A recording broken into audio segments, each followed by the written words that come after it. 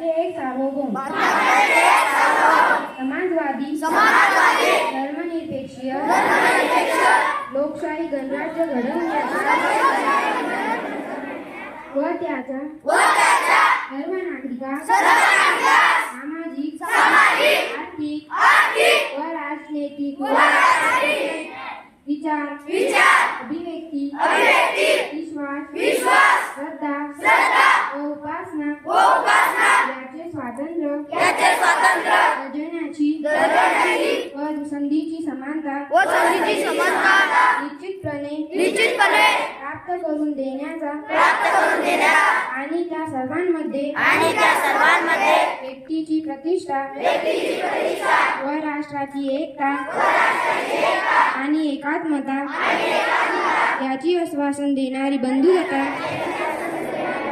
वर्धित करण्याचा संकल्पपूर्वक निर्धार करून आमच्या संविधान सभेत आज दिनांक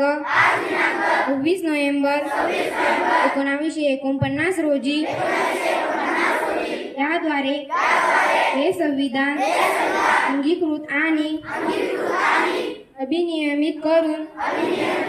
स्वतःप्रत अर्पण करीत आहोत.